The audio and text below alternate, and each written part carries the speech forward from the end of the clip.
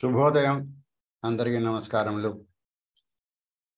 Again, today is the last day for lecture series on Mahabharatam by Dr. Karanam Nagaraja garu. 4 interesting days have been passed and now is the last day. So it is like, that we are going to miss his lectures. So interesting and so informative. Dharma Sukshalanni baga chepparu. Now,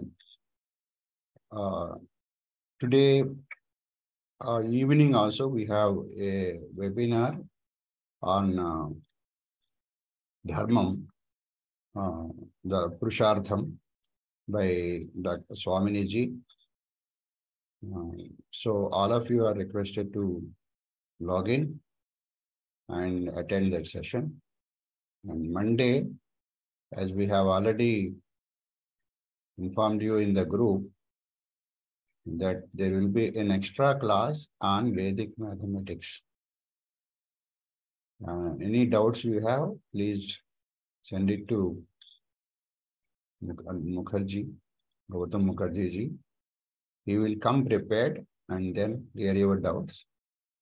So after his class, we are going to have exam on Sanatana Dharma, Shodas Samaskaram, Mahabharatam, Ramayanam, Vastu, and then Ayurvedam.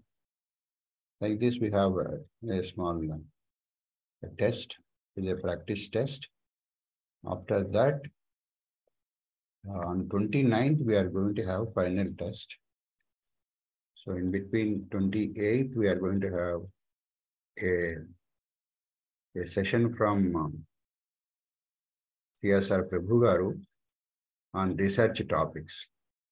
And also there one more speaker, Brahmadatta Arya, will also speak on research results of some of his research.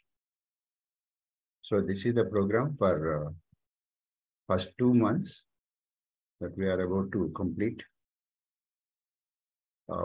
Now we'll start this session with Vande Mataram by Pralhad Chittibabu Garu and then Prarthana.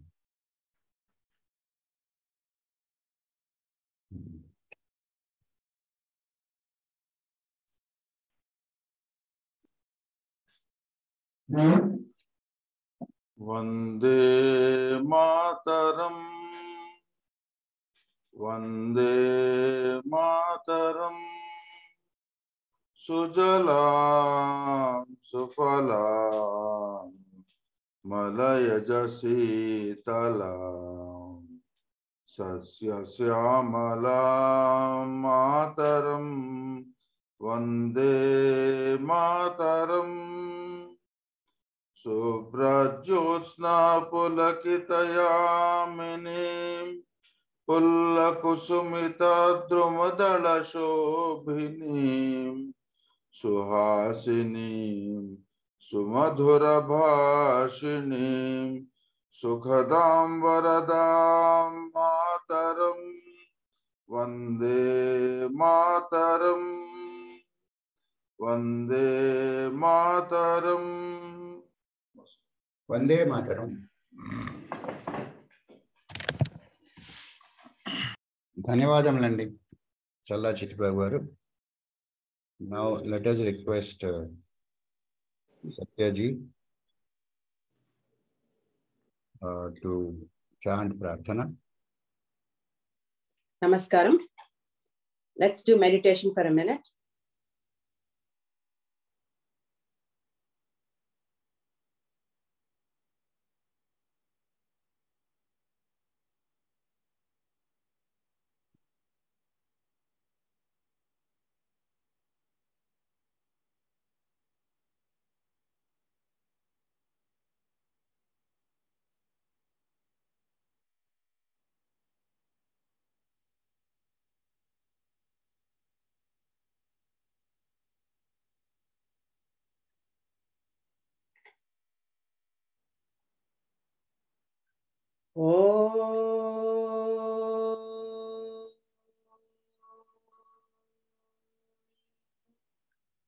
Oh.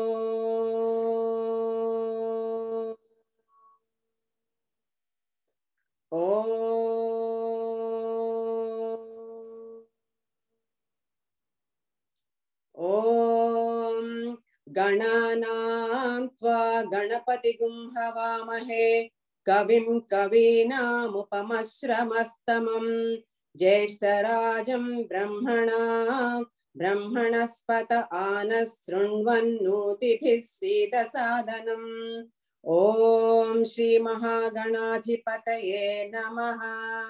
ॐ प्रणो देवी सरस्वती वाजेभिर्वाजिनीवती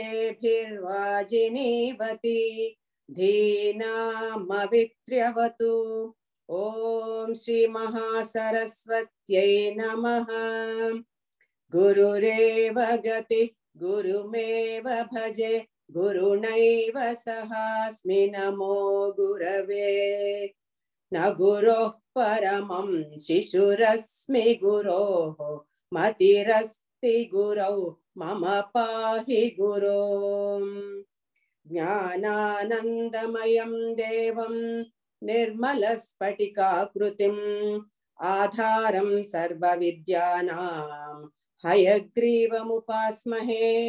श्रुतिस्मृतिपुराणानाम् आलयं करुणालयं नमामि भगवत्पाद शङ्करं लोकशङ्करं। शङ्करं शङ्कराचार्यं केशवं बादरायणं सूत्रभाष्यकृतो वन्दे भगवन्तौ पुनः पुनः। ईश्वरो गुरुरात्मेति मूर्तिभेदविभागिने व्योमवद्व्याप्तदेहाय दक्षिणामूर्तये नमः। असतो मा सद्गमय तमसो मा ज्योतिर्गमय मृत्योर्मा अमृतं गमय। ॐ शान्ति शान्ति शान्तिः। मातृदेवो भव पितृदेवो भव आचार्यदेवो भव अतिथिदेवो भव। ॐ सहना भवतु सहनौ भुनक्तु सह वीर्यं करवावहै तेजस्विनावधीतमस्तु मा विद्विषावहै। ॐ शान्ति शान्ति शान्तिः। श्री गुरुभ्यो नमः। हरिः ओम्। ధన్యవాదములండి సత్య గారు. Now let us request Nagaraja Rao garu to continue the webinar. शुक्लाम्बरधरं विष्णुं शशिवर्णं चतुर्भुजं प्रसन्नवदनं ध्याये सर्वविघ्नोपशान्तये। सदाशिवसमारम्भां शङ्कराचार्यमध्यमाम् अस्मदाचार्यपर्यन्तां वन्दे गुरुपरम्पराम्। नारायणं नमस्कृत्य नरं चैव नरोत्तमं देवीं सरस्वतीं व्यासं ततो जयमुदीरयेत्। Shubhodayam, good morning to all of you.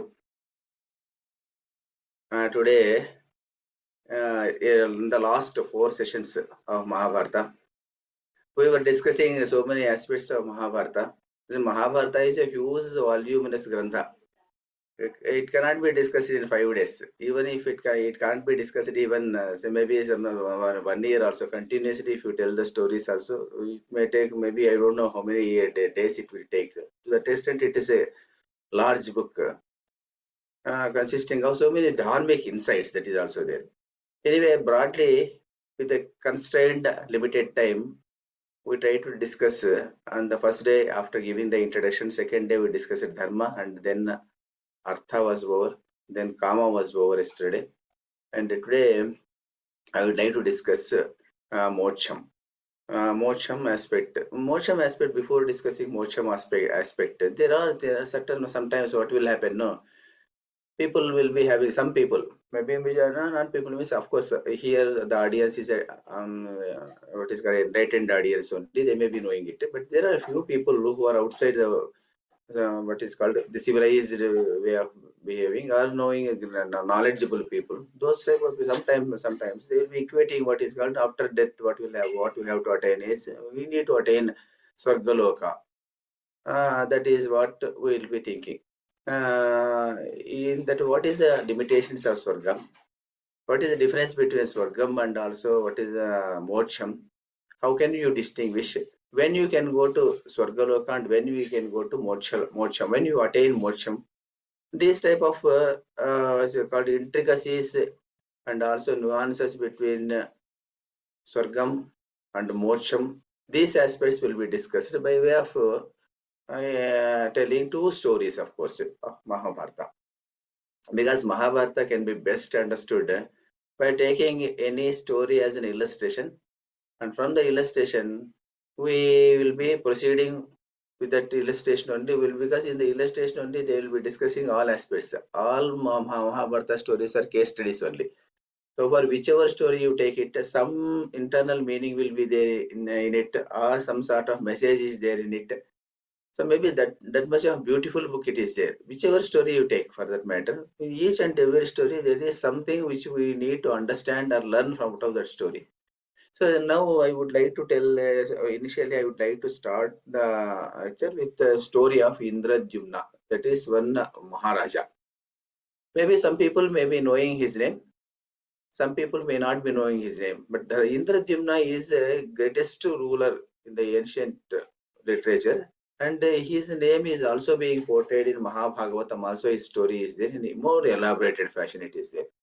So I have taken a few sentences from Mahabhagavatam. Also, I have taken because both same story is there, and both are written by in both places. The story has been written by Vedavyasa Maharshi only. That is the reason why Indradyumna story has been taken from Mahabhagavatam. Also today I have taken a few portions from that place, and here also some portions are there. Both put together, I would like to tell the story. There was a Dravidian king long back. His name was Indradyumna, who was ruling this Pandyan kingdom. Pandyan kingdom is a southern part of India. He was so firm in his devotion towards Lord Vishnu, and always he was performing innumerable number of yajnas and yagas and all this, and he was indulging in great amount of charity all the time. So his name and fame spread like anything. So upon his death, what happened is that he spent in Swargaloka thousands and thousands of years, countless number of years. He was staying in heaven only. He was staying. When he was staying in heaven so many number of years, on one occasion, Indra came on one fine day. And because Indra, who is Indra? Indra is the person who is in charge of heaven, as we understand in our scriptures. He is a person who is authority in Indraloka, and he will be assessing the punyam and the papam of each and every person. When the punyam get adjusted, what he will be doing is that he will be asking the person to go away to the Bhulokam. That is the situation. Here, one day Lord Indra came to Indradyumna and he was asking, oh, Rajarshi, your merits are so great and you are there in this heaven for the last so many thousands of years you have been here. But your punyam got exhausted by now. Nobody is remembering your name at all. Even now, nobody is knowing your name also. So because of this reason, I can't keep you in Indraloka for any number of years. Now I would like to ask you to go down to the earth like that. And then by the telling him like that, what he did was that he just asked him to, he sent him to Bhuloka. Then Indradyumna, I was arguing with Indra. Swamiji, I have a submission for you. Because I have done so many yajnas that even it is difficult to count also. Because I have to stay here for many more number of years. There must be somebody in the Bhuloka who will be still remembering my name. Please give me some time. I can prove it, he told. So Indra agreed for that. Okay, you can go to Bhuloka. If at all anybody is remembering your name, fame and all this is, okay, let us see. Then Indradyumna came down to that. By the time some yugas, because he was staying in Swargaloka for thousands of years, means in the Bhuloka it will be running to some billions and millions of years, whatever it may be. It went like that. So many number of years passed on. Then Indradyumna has to search who was the oldest person upon the earth. So what happened is that he was in the Puranas and also Bharata, Ramayana and all these places. We come across the episode of Markandeya. Markandeya, we believe that he is the oldest living person in the world as a whole, because he saw to Pralayam also he has seen And one pralayam, one person, if he has to see the pralayam, means he has to, one full manvantara he has to be there. And then one manvantara is consisting of more than 70 Mahayugas. Each Mahayuga is consisting of 4 yugas. So to that extent, span of life was there. So he has seen so many kings, so many kingdoms, and all these things he has seen, and he is the oldest living being in the earth. So he approached that Markandeya, he approached. Then he was telling Mahanubhava, this is I am Indradyumna, the king of Pandyan kingdom, the southern part of India. Now have you heard my name? The Markandeya Muni told one thing, Swamiji, you may be the great king. Still, thing is that I have certain limitations. Most of my time I will be spending on tapas only. I don't want to know what is happening in the world also sometimes. I am a introvert. I will be inside, I will be thinking of myself, and I will be doing meditation and all this is only because of this reason I may not be knowing your name. But I can suggest you one thing. Then there is one more person. The person is called one Pravara Karma. One person is there. He is an owl. He is staying in some part of Himalayan regions. It is there. It is an owl.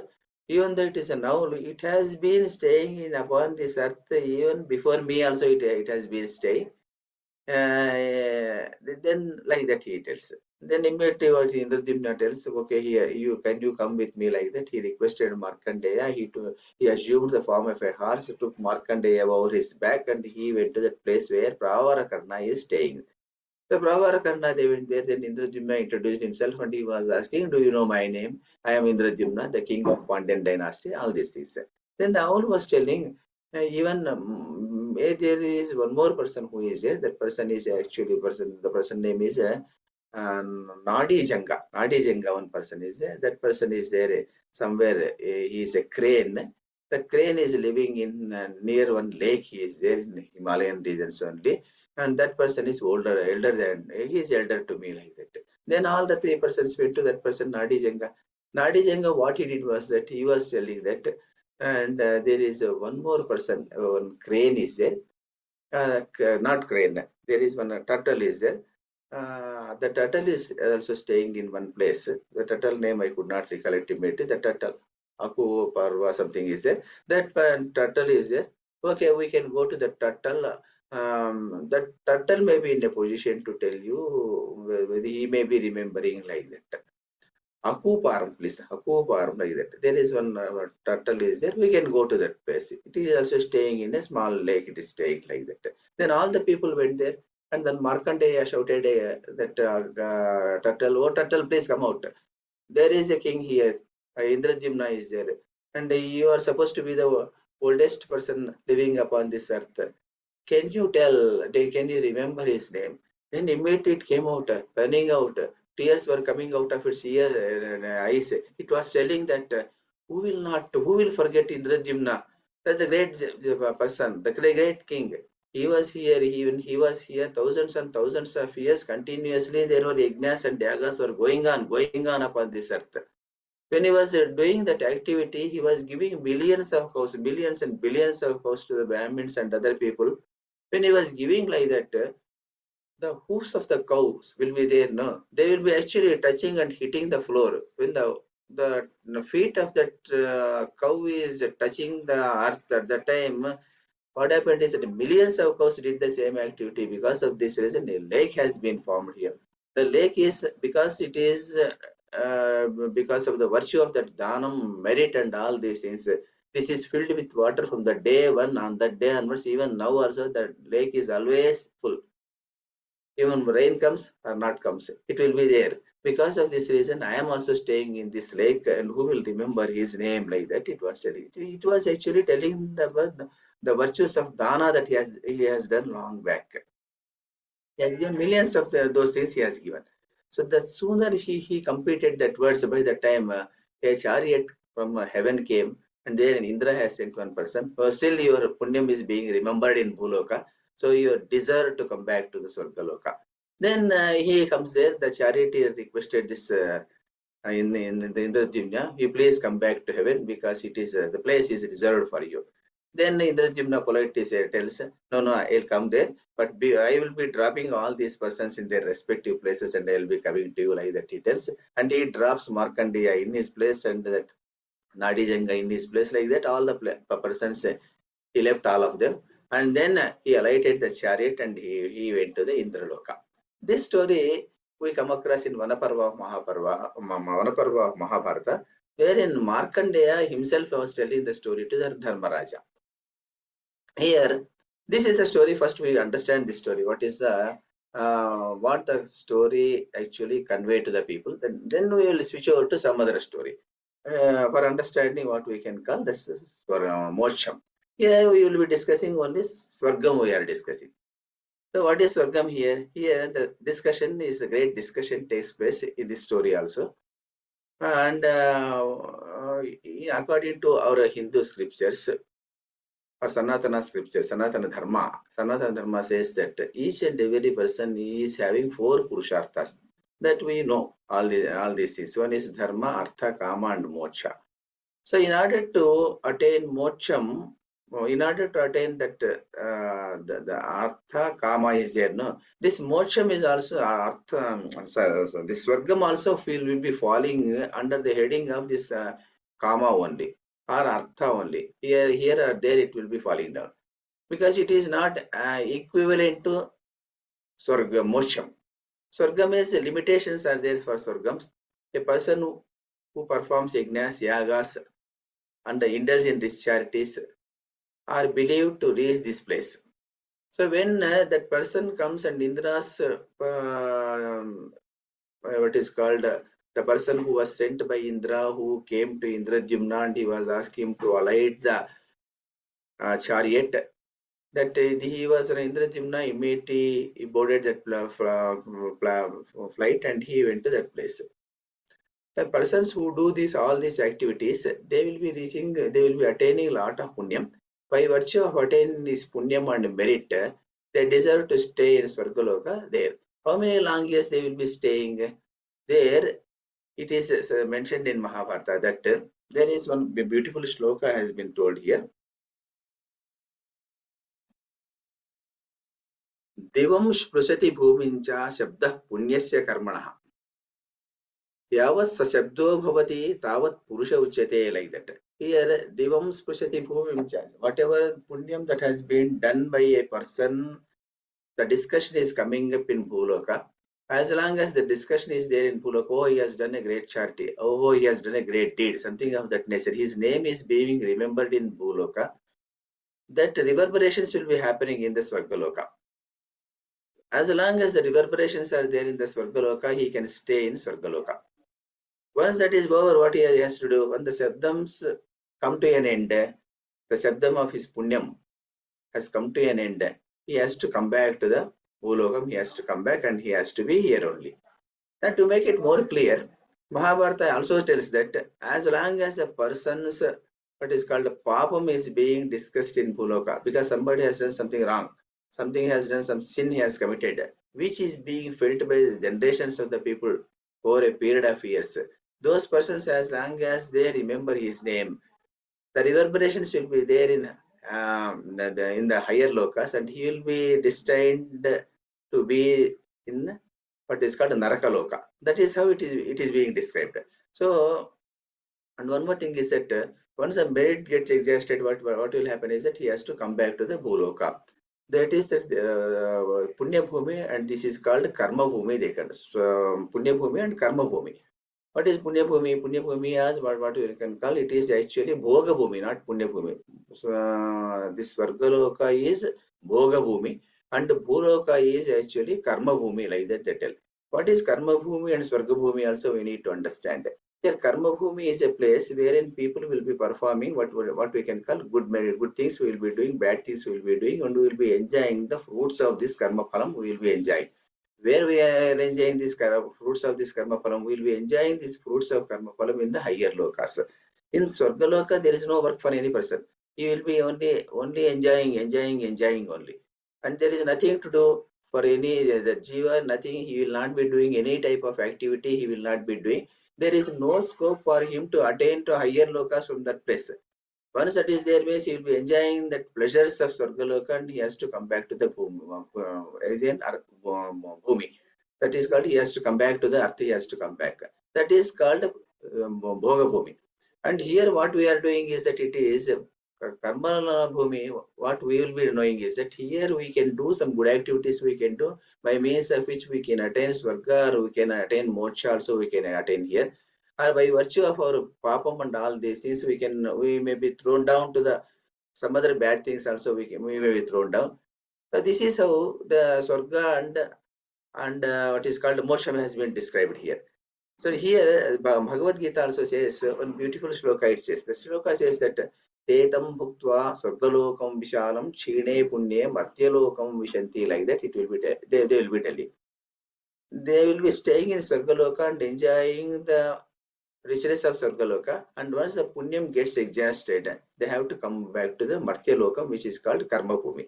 Here there are some people, there are some scholars who will be always arguing that Karma Bhumi is actually a Bhumi that is restricted to Bharata Desha, that is called now what we can call India, that is restricted to India like that. Whereas there are some other scholars who are more, or what we can call liberal scholars, they will be telling that it is not restricted to Bhulokalor, because wherever man is doing the what we can call karmas, punyam, good, bad, whatever it may be, by virtue of which he will be attaining punyam or papam, he will be getting by virtue of doing these activities. Wherever the activities are being done, the entire thing is called karma bhumi only. The karma bhumi aspect, the people have variations are there, because some people will be telling that the place that is surrounded, that is restricted between the Himalayas in the north and the Kanyakumari in the south, like that. The description of India is there. No, in this area, whatever that is there, that is called karma bhumi. People will be telling. Particularly they will be invoking a shloka from Vishnu Purana. They will be invoking and they will be telling that this is the only karma bhumi. Rest of the parts of the world are not karma bhumi like that. But there are more liberal scholars. What they say is that it is not like that. Even though you stay in USA, you stay in UK or whichever place it is there, where you are doing these activities of karma, you are doing by virtue of the doing these activities, either you will be attaining punyam or you will be attaining papam. So here this is all karma bhumi only, like that people will be telling. Anyway, that discussion is because particularly this type of discussions we come across in some places what we call great journals that is published from other parts of the country, because our traditional scholars still believe that karma bhumi is only Bharata bhumi, that is called India only. But there are traditional people's rationality is not there here, because karmas are to be done Bhuloka only. Bhuloka, it is India, Nepal, whatever it may be, everywhere it is same only. So people believe that it is karma bhumi is not restricted to Bharata Desham, it can be enhanced or extended to other places also, it can be extended like that, people tell. Anyway, this is one aspect. And this is and one more way of understanding this Swargaloka is that as long as we are accumulating our punyas by virtue of doing meritorious deeds, we will be exhausting so much of punyam. The punyam will be used as a foreign exchange in Swargaloka. And this is actually here there some riches are there. There are higher plane of riches we can come across in Swargaloka. And we go to, if we are having a foreign exchange, if we go to some country, once the foreign exchange gets depleted, we need to come back to our own place. Here also same thing. Once your punyam gets exhausted in Swargaloka, then your currency has been over and you have to come back to the again Bhuloka only. This is the idea of this Indradyumna story. And Indradyumna, there are some side stories are there. Those stories, if time is there, I will be telling those stories at the end of the lecture. Now let us come to, after understanding what is meant by Swargam and what are the limitations of Swargam and all this is. Limitations of Swargam is that it is only a restricted one and you need to spend only as long as your punyams are there. Once the punyams are there, then you need to come back to the earth. That is, after understanding this one, we will be going to some other story which is called Mudgala story. Mahamuni Mudgala. Mahatma Mudgala. Mudgala, must be knowing, many persons may be knowing. We come across some places wherein if we ask some person which is your Gotram, they will be telling that it is Mudgala Maharshi Gotram, like that. Like Gautama Gotra Gotram, Vishwamitra Gotram, Like that here also Mudgala is also one of the greatest rishis upon earth. And his name has been invoked or used for the purpose of putting Gotra name also. Some people are belonging to the Mudgala Gotra. Mudgala story is also a very beautiful story, wherein we come across a still more advanced stage after reaching heaven. What is next? That is more important here. Then here the story goes like this. Vedavyasa on one occasion, he comes to Yudhishthira. When he comes to the Yudhishthira and he was telling that, Yudhishthira, you are there in Vanavasa, you are there. You need to indulge Dhanam and all these things. Then Dharmaraja was telling, then what exactly I can give Mahatma, because whatever that is there I am giving. Still, for the giving Dhanam also we should have the riches. Now I have lost my kingdom. I am in the forest. Like that he was telling. Then beautifully he was telling that the person who is having riches is the person who is having much is not rich. The person who is giving much out of what he is having is a rich person. Like that Vedavyasa tells very beautifully, he will be telling with Dharmaraja. It doesn't mean that you should have more and more so that you have to give something to the other persons. It is not like that. Whatever that is there, out of which how much you have given is more important. That decides your Dana Gudam. Like that he was telling. Then when he was telling like that, Dharmaraja was having a inquiry. He was telling that Mahanubhava, I heard that tapas is an important aspect of life, and I want to know which is important. Dhanam is important, that is charity is important, or tapas is important. Both are placed on one plane. Which is more heavier than other thing, because that which will get you more merit and which will be giving less merit. Both are good only, I agree. But out of which is great? That is what he was asking. Then for that one shloka is just 1 minute.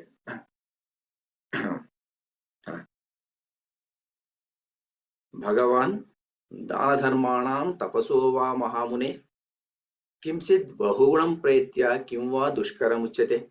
That is what Dharmaraja was asking. Oh, the great man, I am asking one thing.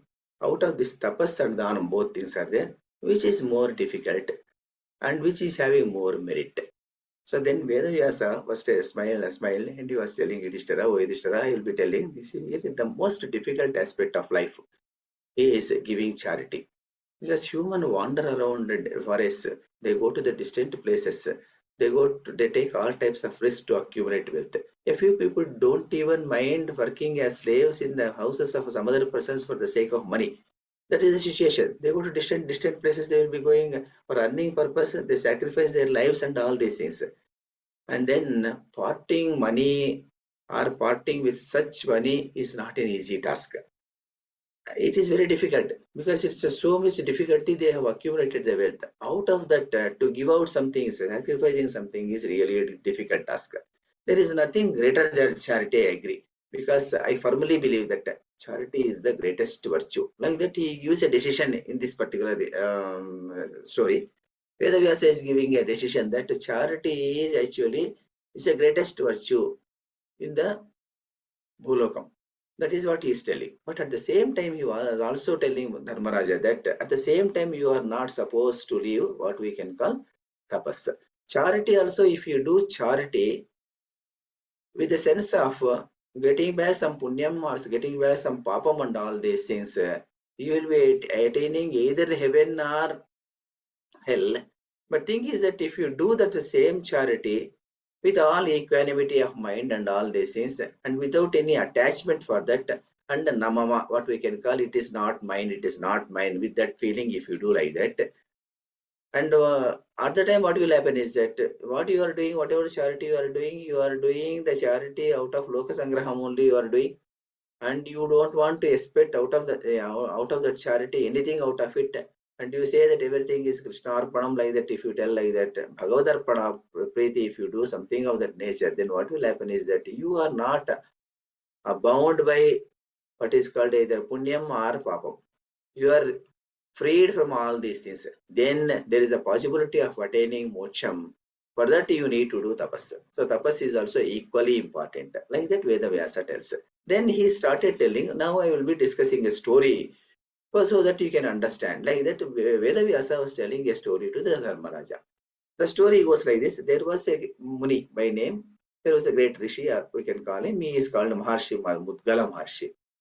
He was extremely pious person, very righteous person. He was living in a life of penury. Penury means it is a very poor condition. With the frugal means of earning, he was actually thriving his life. Like that he was there, and he was in fact he was doing Shiloncha Vritti, like that what we can call Shila Vritti and Uncha Vritti. These two things are being mentioned in Mahabharata. Here and there it is there. Shila Vritti and Uncha Vritti. There is some difference is there between these two things. One is Shilo Vritti means you don't want to earn anything. Only thing is that you have to sustain your life. In order to sustain your life, what you will be doing is that you will go to the barren land. It is not barren land, a land which is fertility was there. Then people have tilled the land and they have taken the entire harvest, and they left something which is not possible to take it away. Because even now also we go to the villages, we will be seeing people will be putting some grain, they will be putting after the entire grain is harvested, they take everything. Here and there some grains will be there. It is difficult, it is unviable to take all those things, because leaving the grain there only is okay, instead of spending a lot of labor over it to take it out. So they leave some grains there only, they go away. That type of land, this person will be going there, pick the grains that are there on the land, and then he will be taking his food. That is called Shilo Vritti. And there is Uncha Vritti is one more thing is that Uncha Vritti is that there are some places similar to, of this nature only. And when the farmers leave the fields, by leaving here and there some husks, something of that nature they will be leaving. Then those husks you take it out, and out of that grain is taken out, and then the grain you will be cooking food, and you will be taking the food. That is what we can call Uncha Vritti. Anyway, Shiloncha Vritti is picking up some grains from the forest, and then you will be eating all those things. This is called Shiloncha Vritti. He was in this Vritti only. He was not doing any activity, and in fact he was not willing to earn money for the sake of his own sake. That is the idea here. In spite of all this, what he was doing is that he was indulging in a lot of charity. Whatever grains that he collects out of the fields, he was preparing the food once in 15 days only. That is on Amavasya and also Purnami days only he was cooking. All other 14 days he was actually on fasting only. Once the Amavasya comes or once the Purnima comes, he was preparing the food and he was taking, and he was giving all this food again. He was giving the Arpanam for Devatas, Pitrudevasas and all these persons, and any guests are there for them, he was feeding, and then the remaining food he was taking on that day. This was his situation. The fame of Mudgala was so widespread that it attracted the attention of Maharshi Durvasa, and he wanted to test Mudgala. One day he came to Mudgala for food on one Amavasya day. Mudgala was very glad to receive him. He received Maharshi and offered him sumptuous food on that day. Durvasa ate all the food, leaving nothing to the host and his family members, and he left the place. And Durvasa started coming like this on every Amavasya and every Purnima. Every Amavasya and every Purnima he used to come there. And he was taking food, whatever food that has been prepared by Durvasa, prepared by Mudgala Maharshi, he was taking the food and he was going away. Then what happened is that after coming for 6 times, this man Mudgala was serving the food with all humility and all good conduct he was giving. There was no a streak of anger in his face, and he was not angry with Durvasa, and he was so happily he was giving the food to Durvasa. Then Durvasa tells him, Maharshi, you are really a great person. Hunger is something which I find that hunger is, it results in forgetting dharma. And this we normally will be observing the same thing. We are quite hunger. What will happen sometimes? We need not preserve that sweet, whatever it may be, even for our children also for some time. So much hungry is there. We want to eat something. We can't wait even for the arrival of your family members. We just take the food, because to that extent hunger is it will be doing that type of activity. Hunger results in forgetting dharma. Hunger destroys what we can call the braveness of the person. Over and above, what will happen? Sometimes the tasty tongue, the taste crazy tongue will always be craving for some food. But now what is happening in your case is that You have discarded all those things. You are having all Indriya Nigraha, you are having Shama is there, Dama is there, then you are having Dharmam is there, Dhanam is there. All these good qualities are well established in you. So by virtue of your merits, you deserve to go to heaven, like that Durvasa tells. Before he could complete his words, what happened is that then chariot came from the heaven and it was ready to receive Mudgala Maharshi and take him to Swargaloka. The person Envai came there. He descended from the chariot and he was telling that I have been sent by the Indra and you please alight here and I will take you to the Swargaloka. Then Mudgala, I listened to him, listened to Durvasa also. Then he was not in a hurry to go and sit there. He was telling that he wanted to know the good things and bad things about heaven. And why this story is going on like this is that normally the storyline will be like this only in Mahabharata, because he wanted to know the good things and bad things about heaven, means the discussion will be going on here.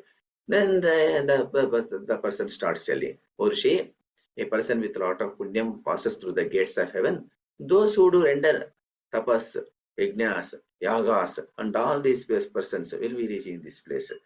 And those who dwell in Dharma, truth, Dhamma, Shama, and all these things, their entry is always there for heaven. But heaven assures happiness and pleasure. That is there. He was telling about good things and bad things of heaven. There will not be any hunger in heaven. People will not be getting thirsty. Swargalokam is Sukhalokam.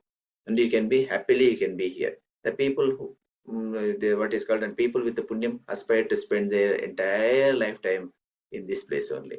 But the heaven does not assure you permanent happiness. That is also he is telling. The quantum of punyam defines your stay in heaven. Once your punyam get adjusted, you have to go back to your karma bhumi only, you have to go back. Then because why you are selected or for the eligibility for the purpose of entry into Swargaloka is that you are having all these qualities, good qualities you are having, and so we wanted that you should be taken to this loka. This is how he discusses. Then Mudgala was asking, is there any other loka by means of which I need not come back to the earth again? I will be attaining some sort of what we can call some sort of enlightenment I will be getting, and there I need not be again doing this, what any karyam I will not be doing. Is there anything of that nature? He was asking like that. Then the man was replying again, yes, there is one Vishnu Lokam is there. It is equivalent to Mocham. There, who will be there in that Loka? Who will be there in that Loka? I will be telling.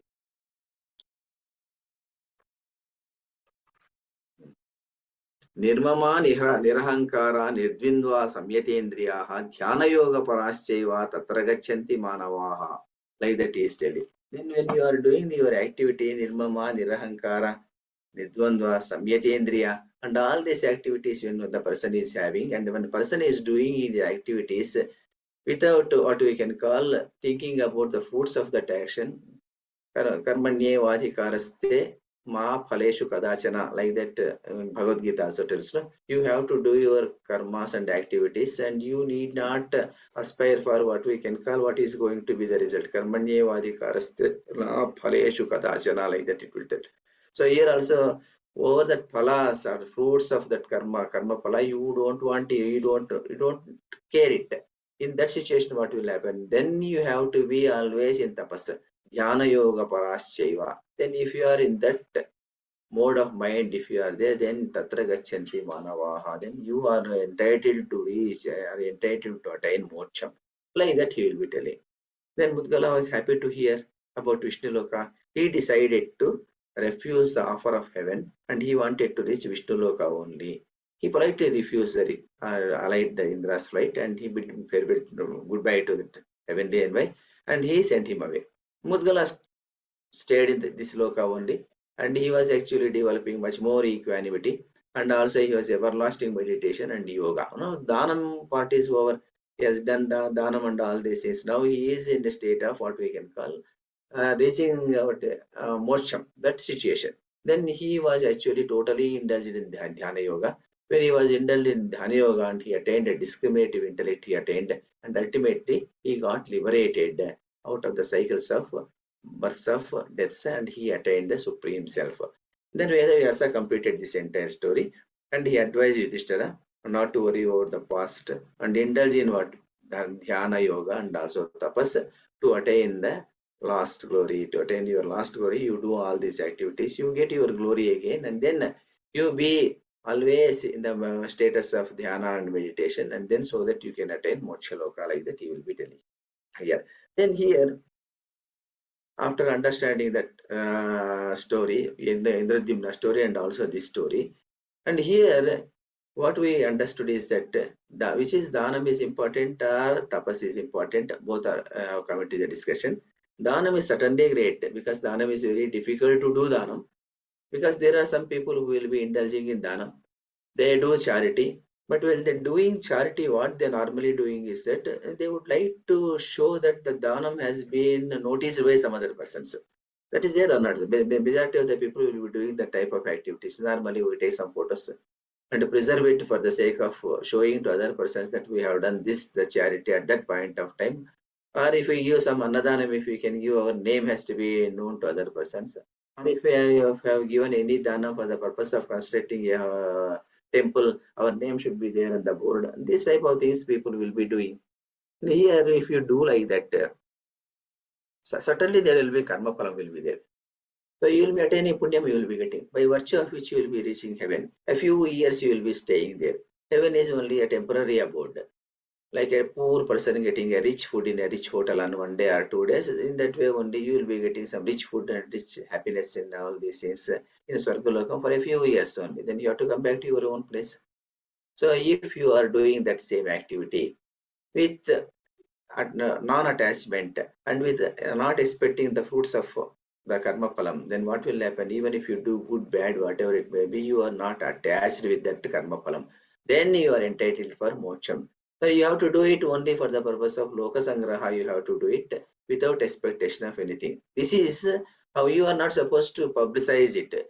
That is why some places we come across. This today's Annadana is one person who doesn't want to reveal his name. That is great, to be frank. Your name should not be revealed at all. That is why Taittiriya Upanishad we come across a beautiful sentence. No? Shraddhayadeyam, Ashraddhaya Adeyam, Shriyadeyam, Riyadeyam, Bhiyadeyam, Samvidadeyam, like that. Even giving charity also, all this with Shraddha you have to give it. Then Ashraddhaya Adeyam, with Ashraddha you are not supposed to give. You are not supposed to give.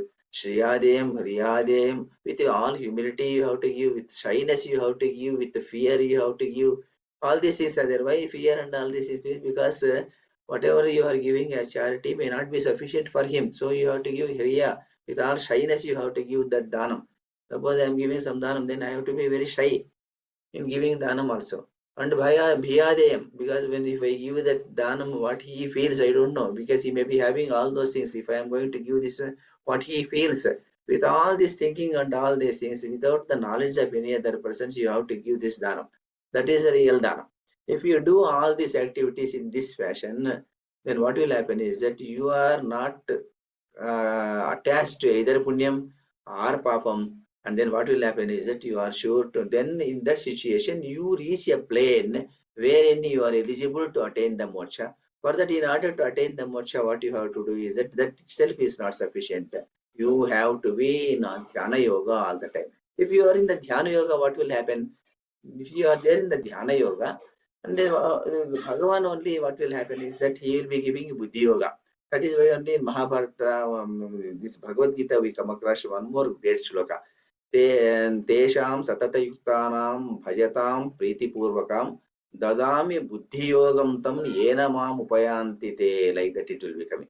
Tesham satatayuktanam bhajatam pritipurvakam. That person who is always continuously in the state of meditation, Bhajatam Priti Purvakam, he will be in the Bhakti Yogam also, he is there and always meditating upon me. What I will be doing is that Dadami Buddhi Yogam, I will be giving that discriminative intellect to that particular person, by means of which he will be knowing what is good and what is bad and all these things. And he will be totally detached from all these worldly activities, and he will be reaching the place of, he will be attaining Mocham. Mocham is not any place, please. That is also we have to understand. Moksha is something, it is not like Swargalokam, it is not in some other place, it's not like that. Moksha is sitting here only, you will be attaining moksha.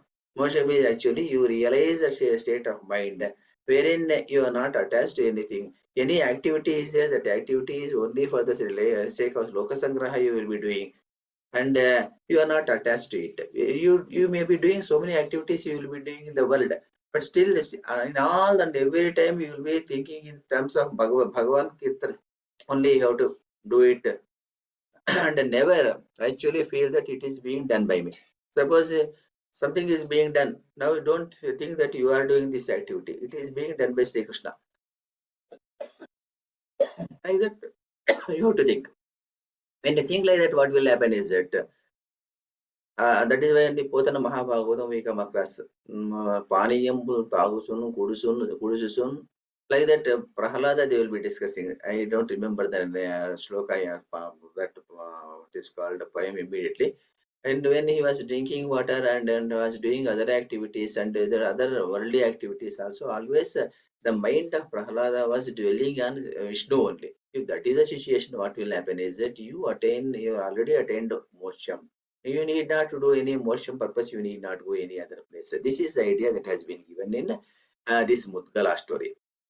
And then what else is there in these two stories? These stories are very beautiful stories because in order to connect what is Svargaloka and what is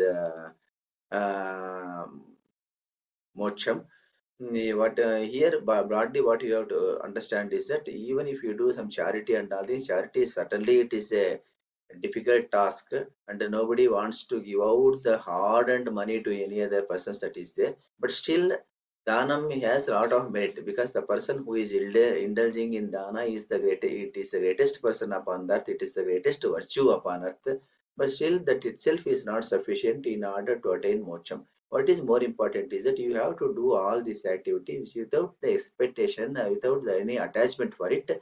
Then what will be happening is that you will be getting certain sort of status wherein you are eligible for to attain moksha. At that stage, what you have to do is that you have to concentrate your mind totally on Bhagavanta, and then you have to do that to Dhyana Yogam. If you begin to do meditation and all these things, if you do, Bhagavan will be giving you to the buddhi. The buddhi, by means of that buddhi, you get the discriminative intellect. By means of which what will happen is that you will be goaded to do greater activities, and with this you will be attaining motion even sitting in your own place only. This is the ultimate idea of these two stories. And then there are some points which I did not mention because these are not connected to the story, not relevant to the story also, to be frank, but still they are to be understood because once you read the story, this Mudgala Maharshi Gotra is there, which I discussed. And then with regard to Indradyumna, there are certain aspects are there. Indradyumna, where is this Indradyumna lake? That is a very important aspect which we have to understand. One is that this Indradyumna lake is in, even now also it is there in Orissa, it is there. Orissa Indradyumna lake is there.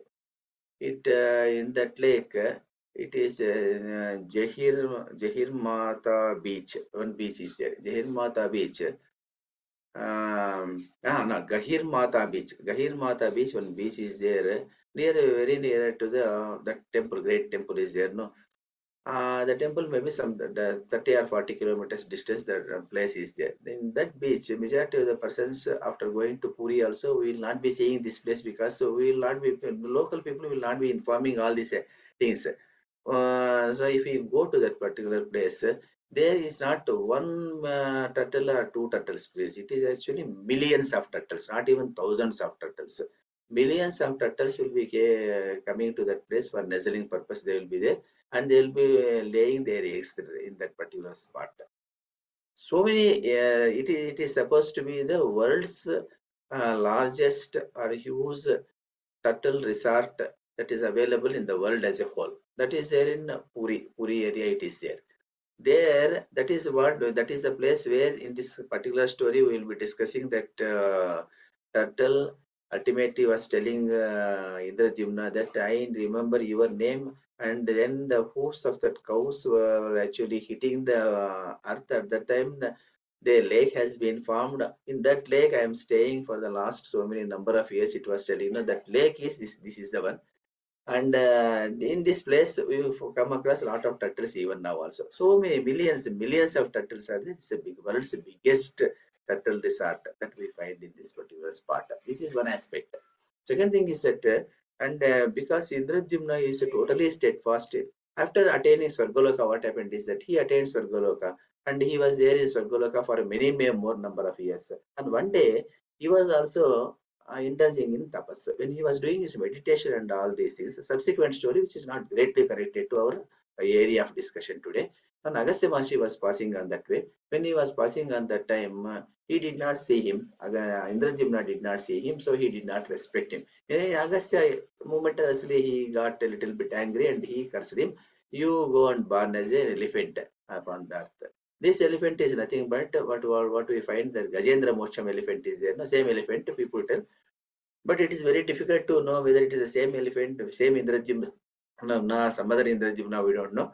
But still, people believe that the same Indrajimna was born here as an elephant because of the curse that is given by Agastya Maharshi. When he was there in Boloka, he has forgotten the entire Vishnu and all these things. He was indulging in Kama, Artha and all these things upon this earth. And one day he remembered Vishnu at the fag end of his life, because when he is about to die, at that stage is there, because he could not do anything. When he could not do anything, what happened is that then he prayed for Vishnu. Sri Vaishnavas, even now also they believe that Vaishnava philosophy, what they say that how that elephant remembered Sri Mahavishnu when he was not remembering Vishnu throughout his life, because of the samskara that he was having in the Purvajanma. Because of this reason, now he recollected Sri Mahavishnu. And then Sri Mahavishnu also did not come there all this time. Why he did not come? They also tell that normally Vishnu or great God will not come to your rescue as long as you are believing in your own physical powers. When you are having, you believe in your own physical power and say that I can do this and I can do that, I can ward off this difficulty, like that, as long as you think Bhagavan will not come to you, that is there. And we come across the same beautiful what is called parable in Ramakrishna Paramahamsa story. We come across there, one person will be there, he will be continuously going there, and somebody was here, one dog comes and barks at him. And then he is a great bhakta of Vishnu. Lakshmi Devi tells from the heaven, from the Vishnu Loka, Swamiji, why don't you go there and rescue him? He was asking Vishnu. Vishnu was about to go. He was about to go and rescue that his bhakta. But at the time he picks up a stone. This bhakta picks up a stone. He wanted to throw away, ward away that difficulty of that dog. He wanted to put a stone over that dog. Then Vishnu sees it. He tells that when he is thinking that he can ward off that difficulty, why I should go there? He sits there only. But the only thing is that you have to surrender unto the God. You have to say that it is my, I can't do anything. It is you only have to do all this. Is that if you do like that, and if you totally surrender unto the God, then what will happen is that God will come to you. God will come to you and he will rescue you. Like that, he will be telling the story. Here also same thing. So Vishnu actually is a great Vishnu Bhakta. Indradyumna was a great Vishnu Bhakta. Because of this reason, Vishnu, when he assumed the avatar of Kurma Avatara, he comes to this place and he was living very nearer to that place only. That is why we come across Andhra Mahavishnu temple is there in Srikakulam. No? Srikakulam is not very far from Orissa. Both are actually border only. Srikakulam is a border for Orissa. So there he is residing because that lake is there, Indradyumna lake is there nearby, lake, the turtles are there. He also assumed the form of Kurma Avatara, and there is so much of connectivity is there for all this. This is what I would like to tell when I was narrating this story. I would also like to tell this story. Anyway, today we have completed our stories so fast. Other maybe I think half an hour is there for us. And any old questions are there, those questions also today you can ask. And to this question, whatever this aspect also, if at all any discussion, if you want to do, we can do some discussion over this also. And anyway, one more thing is that on the first day or second day, somebody was asking me a question. The question was that, was there what is called Guru Parampara school of education for the girl child? They asked. And I verified from many sources, I verified and also discussed some of the scholars. And I also discussed this aspect with Shiravari Sivaram Krishna sir and also some other persons also we discussed it. And the ultimate conclusion is that in those days, Mahabharata times or Smriti times also, there was not a formal education for girls in Gurukula system of life. That is not there for girls. Girls is only restricted to boys only. And they have given lot of evidences and all these things they have told. So it is not their place. And even in Mahabharata or any other Ramayana also, we don't come across any story wherein any girl is going to Gurukulam and getting a Gurukula's type of education getting is not there anywhere. That is why it is not there. Why some people got so much of wisdom so that they can argue with men also in a great fashion means those persons by maybe because of their karma phalam of the past, or they have their janmas they were having that samskara they were having. That is one thing. Second thing is that by virtue of hearing that continuously that debates and discussions that were going on nearby, and they must have attained this knowledge by virtue of which they must have argued and all these things are there. They are really scholarly persons were there. We come across many stories in Mahabharata wherein women were equally and sometimes they will be invoking dharmic principles better than men. And even in the Draupadi case, Draupadi was actually invoking dharmic principles much more better than Dharmaraja, what he tells sometimes. And Kunti, sometimes she was better than Dharmaraja. In that way, it will be going on. And Garhi, we come across, Maitreyi, we come across. There are so many stories we come across in literature wherein women excelled in all these fields. But still, this formal education as such was not there. It was not there even in Smriti Dharma Granthas also. It is not there. That is one thing which I got it from many persons, many sources. Now I open this for questions and answers. If you want to ask anything, you can ask, please. Thank you. Thank you, Nagaraja Rao garu. Very interesting lecture for last 5 days. So anybody wants to ask, they can put their questions on the chat box. First, we will consider chat box. After that, we will interact with you. So, CC Babu garu?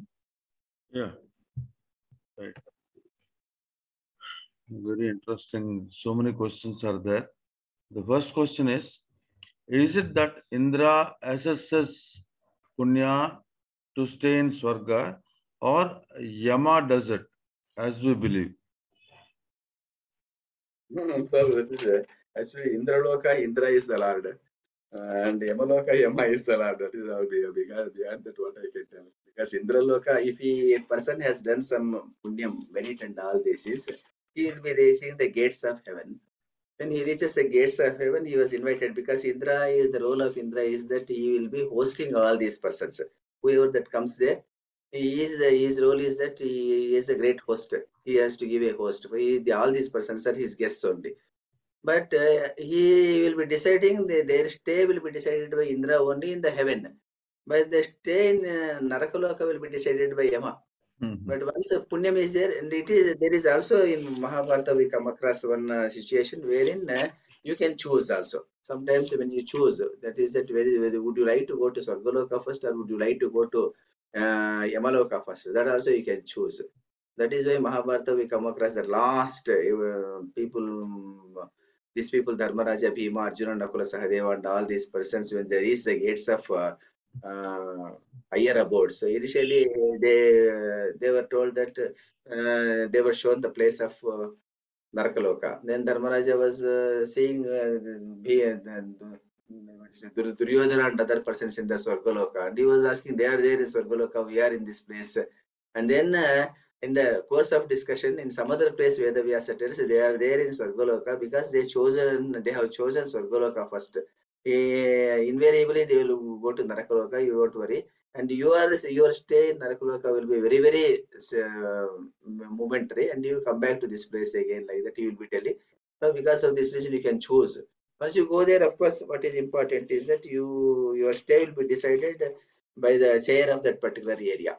By the chair of that particular area, he will be deciding. Okay. Yes, sir. So next question is, what I understand from today's class is that after our death, we go to Swarga or Naraka Loka and stay there till such a time our Punya and Papa allows. After that, we are to come back on earth in new birth. Is my understanding right? Yes, sir, we have to come back to that, no, sir. That is there. Once we exhaust our punyam, it is only like a foreign exchange. We will be there for some years only. We will be there. Some years, for some days, we may be there. Once the exchange gets completed, we have to come back to our own place, because you can't stay in the other country. No, it is also, suppose if you feel that USA is Goloka, it is a great thing is there. If you go there and you can be there as long as your exchange is there, foreign exchange is there. When the foreign exchange gets depleted, you have to come back to India. Similarly, same thing. Goloka is also something of that nature only. Goloka is also a place wherein you will be having a better richness, better wealthy place. You will be going there where you need not do any work, and you will be just like that spending in a star hotel. You will be there in that particular spot. Once the money is over, your packet is empty, and you have to come back to your own place. But I think there is a small difference between these two. That is, the moment a person goes to Swargaloka, there could be a reason, a time that the people may forget the punya done by the person. So the thing is empty. But if a person does all bad deeds and the people remember him for his bad deeds throughout, he stays in Narkaloka forever. Yes, sir. This is actually, some stories are to be understand. They should be understood in this way, sir. Because in Mahabharata, Ramayana, whichever scripture you take out, there are some Arthavada statements are there, sir, that we have to understand. Arthavada is actually, in order to highlight particular aspect, they will be eulogizing that one. That is there. Because thing is that sometimes if you take bath in Ganges, all your papam get depleted. It will not be there like that. If you mention like that, it is only it has to be understood as Arthavada. Arthavada means the sentence has been used in this particular spot only to highlight the importance of Ganga. Beyond that, nothing. Because it's just because you have done all the papam only in this world, and then you are going to the Ganga, and by the tip of that Ganga, your entire papam has gone, means that should not be construed in that fashion. What they tell is that it is only that certain sentences in certain places are Arthavada sentences. Arthavada sentences means that those are to be understood in the background, that this sentence has been used here only to highlight that particular aspect. The Ganga's importance you wanted to highlight. You want to highlight, because of this reason you say that take a dip in the water, Ganga, and then you will, all your problem is not there. So it is not like that. You see, similarly, this is also same thing. As long as your name is remembered upon earth, you will be there in heaven. And as long as your sins are remembered in this earth, you will be there in heaven. Means at least there should be some fear in the minds of people that should not do bad things, they should do good things. Ultimate objective is that one. So in that way, if you understand, this story can be understood. Right. Okay. Thank you, sir. Next, what is the start point and end point of epic Mahabharata? Is it from the regime of King Santanu, to whom Devabrata Bhishma was born, or from the dice game, or simply 18 days war beginning with Gita Upadesha by Lord Krishna to Arjuna? Does the epic just something written there? Oh God. Yeah, the main question is that what is the start point? The starting point is actually we come across in Mahabharata. Mahabharata, when Vedavyasa told the entire story, when he wrote the entire story, and this Ganapati has written down the story when he was dictating all those shlokas. So initially, Vedavyasa told only few shlokas. Few shlokas means, and because assuming that other persons will be understanding the importance of the meaning and all significance and all this is other things and all this is. So it is told that it is he has written only some 8,000 and odd shlokas, which is called Jayam, is written down. And subsequently, what happened is that the entire thing has to be conveyed to all the people. So he decided, he selected Vaishampayana to tell the entire story to Janamejaya. But Janamejaya, if in the crisp form, if you tell, he can't understand. So Vaishampayana expanded this same one, and he told it in some 24,000 slokas. He told it went like that, and then Janamejaya and other great scholars sitting in the court, they could understand it. But by the time Ugrashrava heard it and he came to Naimisharanya and he wanted to tell the entire story, he need to explain much more, because people will be asking so many other questions they were asking. When you are asking so many other questions, he actually what he did was that he, without disturbing the main line story, and he also added something more, and ultimately it has come to 1 lakh slokas it has come out. But people tell that this 1 lakh shlokas are also written by Vedavyasa, only some argument is there. Some people tell that it is only in this fashion it has been developed. People tell, because anyway there is not much time gap is not there between all these things. Because when Vedavyasa was there, and Vedavyasa Mahabharata just over and all this, that at that time he selected Vaishampayana and he told it to Janamejaya, only the third generation person. And immediately it was spread in Naimisharanya, it was spread to the rishis and all these persons. The starting point is, as you said, it is only that Shantana Mahabhisha. Mahabhisha was there. He went to Swargaloka. He was a great king of, I think it's a lunar dynasty. When he went to Brahmaloka and he saw the Ganga Mata, and then his mind wavered. At the time, Brahma cursed him that you go back and born as a man, upon earth like that. And Ganga was also wanted to come back. From that place only the entire storyline starts. So then when they come there, and then Shantana, all this story, entire thing. Then again Chitrangada, Vichitravirya and all this is Bhishma. All this entire storyline will be coming from that place only.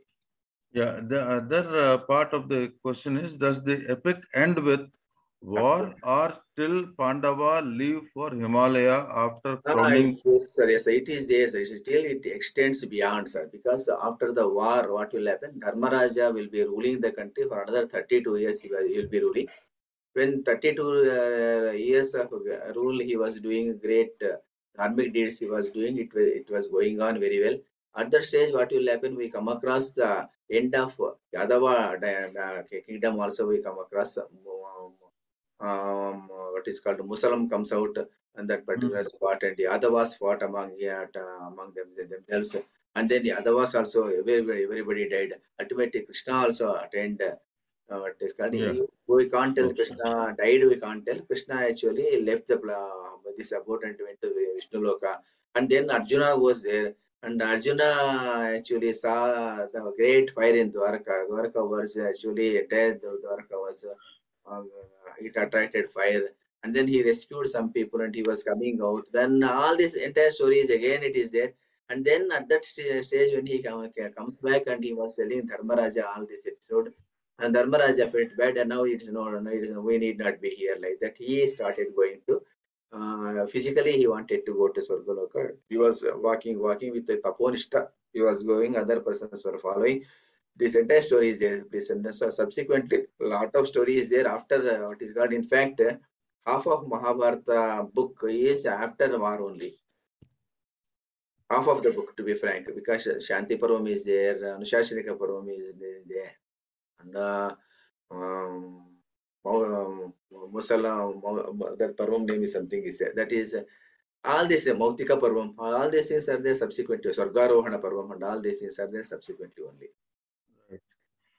So the other question is, once Punya is completed in Swargam, he will be back to Karma Bhumi. Whether he will be back with zero balance and what type of Janma will he take? Yes, it is actually, they tell that once Punya gets adjusted, you will be coming with zero balance only. But thing is that here the old Janmas, the samskaras will be still there. The samskaras is actually because you don't enjoy all those things, you don't deplete all these things.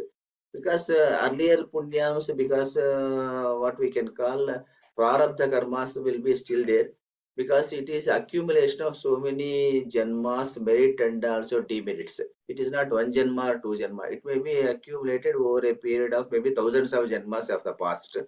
So it will be a huge baggage. With a huge baggage, a little only will be spending in Swargaloka and Narakaloka, and then what will be happening is that because of the samskaras of our past, again we will be born in some places wherein again the merit will be definitely will be it is actually supervising or regulating your activity.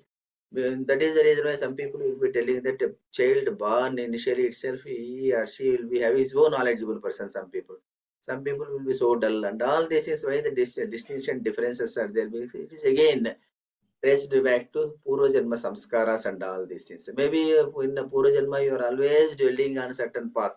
Maybe in meditation, dhyana, and all these things. Maybe in this time also, maybe even after the birth itself, you may be having a little bit of that samskara you will be having. The samskara, I think, is that you need to develop that samskara. If you develop that samskara and progress in life, you may be reaching the higher spots. Sometimes we will be forgetting all those things like Gajendra Mosham story. At the time, what will happen? The samskara only will be kindle you at one point of time. We have seen many persons so treacherously they will be behaving in the throughout their life. Maybe at one stage of life, the entire life is getting changed. Maybe at the age of 50 years, 60 years, some people will be totally changed. Until then, they are very brutal persons, very bad persons. Suddenly, their nature will be changed. And why? Because all these samskaras and all these things will be still dominating the destiny of the person. That is how we have to understand. So because it is still there. The samskaras will be there. Zero balance punyam you will be getting. Because here you have to again do accumulate punyam. You have to do greater things.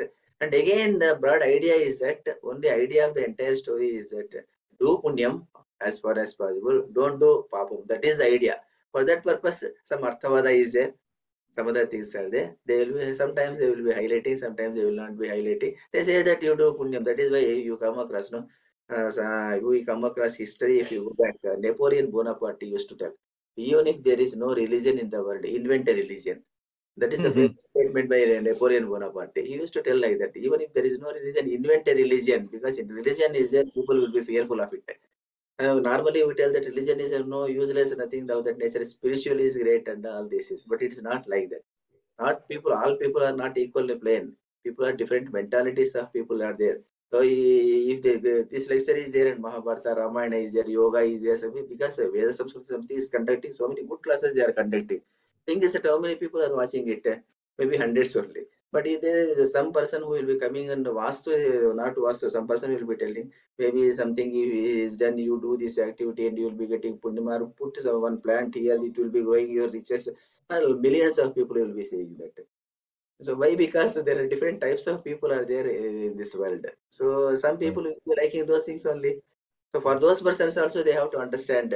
So because of this reason, the entire Vedic Pranalika is that ultimately you highlight, do punyam. Then at least something punyam they will be doing. Otherwise they don't do it. Religion is very important for because of this reason. Right. Yes, The other thing is there is some information given, that is Indradimnya lake is located behind the Narasimha temple of Lord Chaitanya and his associate performed water sports in this lake. This water tank is half kilometer from Gundicha temple. Mahaprabhu took water from here to cleanse Gundicha temple. This is the information that he has. I don't know, sir. Really, I don't know. Maybe I will also see it. I don't know. This is Gundicha temple near Puri. Puri. Yeah. Gundicha temple, I also went there, but I was not knowing this. No, Okay. Gundicha temple, I went there, saw it, and came back. But I don't know the importance of Gundicha temple. So this is the information given by Mr. Okay, very good. Mehta. Very good. Thank Yeah. you so much. Okay, sir. Right.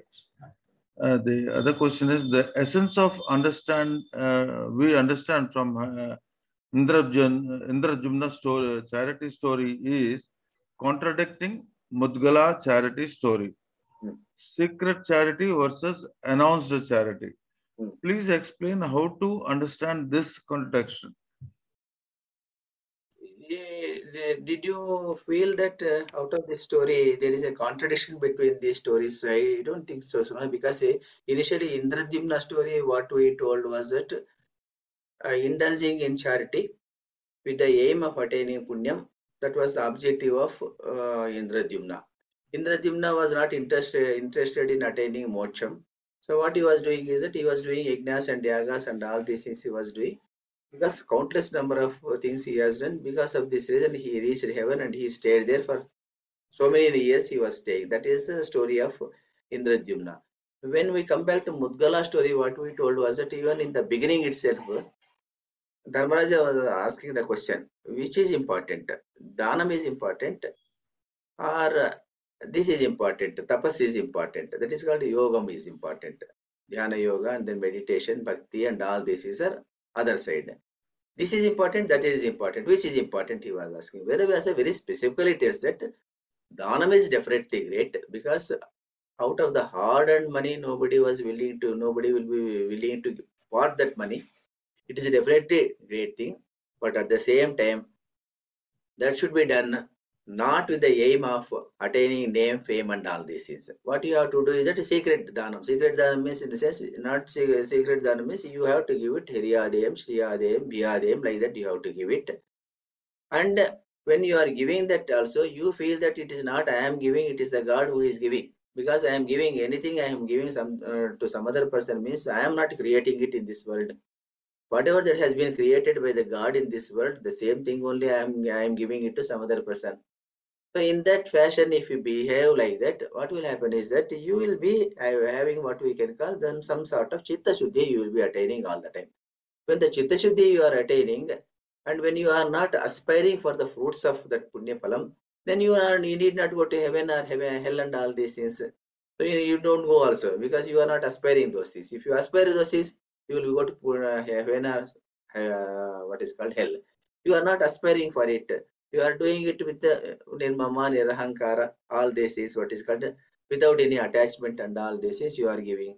At the stage, what will happen? You will be attaining chitta shuddhi only. You will be attaining with the chitta shuddhi. What you will be doing that you have reached a plane, wherein from that place, if you totally indulge yourself in dhyana yoga, then what will happen is that Bhagavan will be giving that buddhi yogam. He will be giving to you, because he will be pleased by that dhyana yoga. And it is actually stages pleasing, because you can't say that suddenly you can't get chitta shuddhi also. When you get chitta shuddhi, when you can be in a position to give whatever that you are having to other person with all equanimity of mind and without any attachment and without botheration of name, fame and all this is, to that stage if you want to reach, means you should have all what we can call shama, dhamma, indriya nigraha and all these things you should have. Then only what will happen, your mind is mature enough to do all these activities. When you do these all activities and reach that plane, then the chitta shuddhi, whatever chitta shuddhi you are having, for that person, Bhagavan will be giving buddhi yoga. When he gives the buddhi yoga, what will happen? Jnana only will be attaining moksham. That is the idea, the entire. Because in Bhagavad Gita also we come across so many yogas are there. Karma yogam is there, jnana yogam is there, buddhi yogam is there, and ultimately jnana yogam. Ultimately they will be telling jnanena eva moksham, like that people will be telling ultimately with jnana only you will be attaining moksham. Because for attaining this jnana, all these things are elementary requirements. First standard, second standard, third standard, and all these phases of life you have to pass through. Then you can become a PhD holder. You can't Right. suddenly you can become a PhD holder. You can't become. That is I don't think it is any contradiction is there. The Dimna story is restricted only up to certain point only. Mudgala story is up to that point one stage. Second stage is also there, please here. The second stage is this Jnana Yoga, and then by virtue of which he attained moksha. Okay. Yes, So the other question is, surrendering to God is utmost important. yes, sir. It is said that God helps to those who help themselves, which is correct.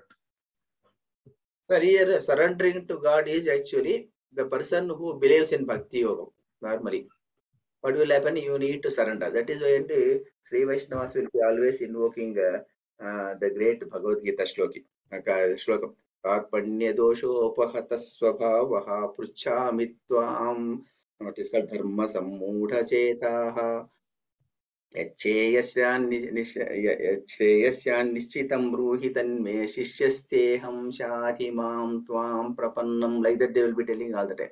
Here thing is that once you surrender yourself totally, because I am your shishya, I can't decide on my own. You only decide on my behalf if you do like that. Karpanya doshopahatasvabhavaha purchami tvam dharma sammodha chetaha.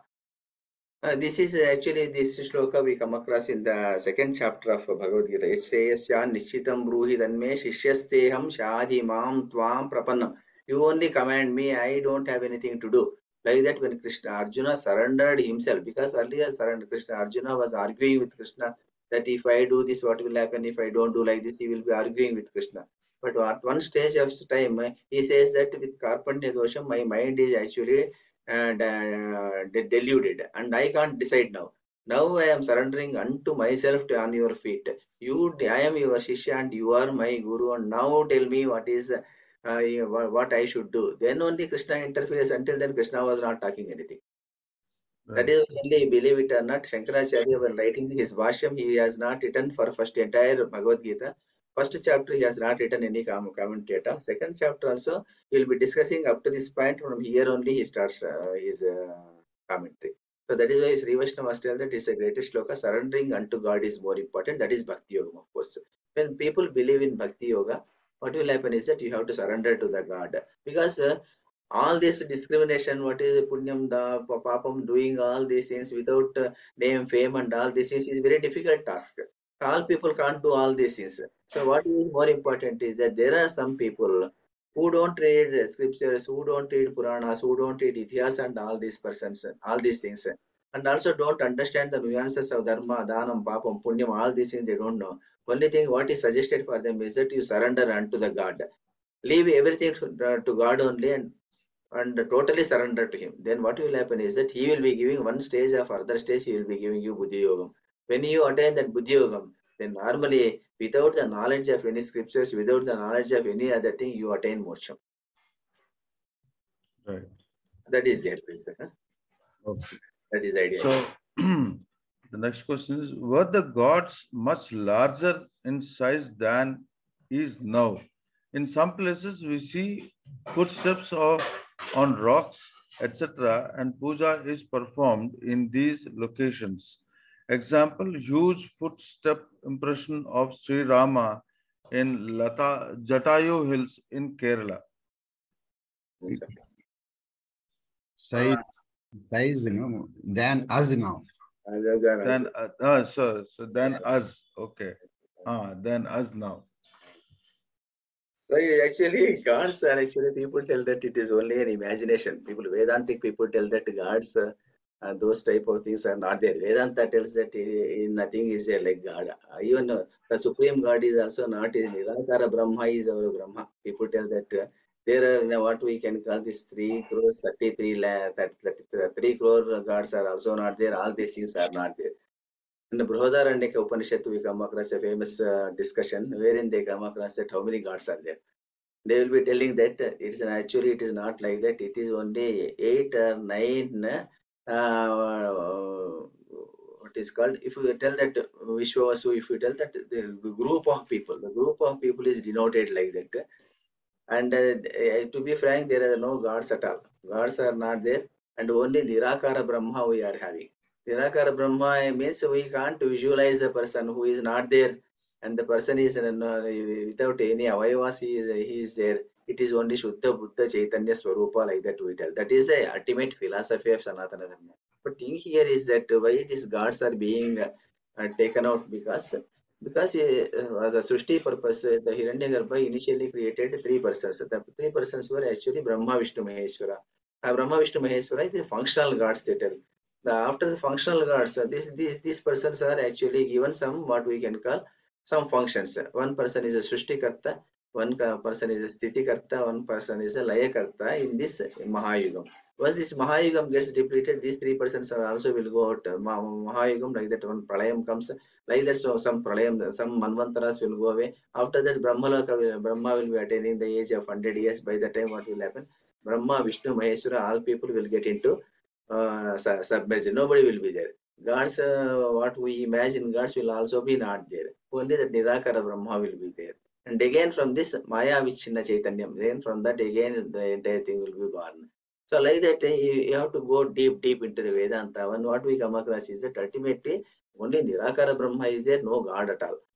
So in that case, we are imagining all these gods and we are putting all these gods and all these things because it has to be known to the people. Have to respect us. People have to do some good things, bad things, and all these things. We have to invent gods, size and gods, and all this is maybe gods. In that way, if we begin to understand, they are having Anima, Garima, Mahima, all Siddhis, Ashta Siddhis. They are having. They can be as small as or big as all other people, and all these things are there. And there was one argument recently. One of the scholars was telling that how Krishna was appearing to different people. Some people tell that for Arjuna he was always appearing himself in Chaturmukha, what is called Chaturbahu. With 4 hands only he was appearing to Partha. Why? Because there is a reference in Bhagavad Gita only. After showing this Vishwarupa, Arjuna will be asking, I can't see this great Rupa. This is a great one because I am very much afraid of it. You come down in your normal position of what is called 4 bhujas only. You come down like that. The stroke I could not recollect immediately. I will be asking like that. When he asks like that, what will happen? He will be maybe he may be saying Sri Krishna in what is called with 4 bhujams. He may be saying rest of the persons may be seeing him in 2 bhujams. We don't know all these things. One scholar was telling like this because he was Krishna Arjuna was always seeing him in 4 bhujams. That is called 4 arms only. He was seeing him like that. Maybe correct. We don't know. That is the reason why we can't say in God's size and all these things how he was there means. It can't be because God is Himself is actually it is imagination we have done only to ensure that if that is not there, people will not fear.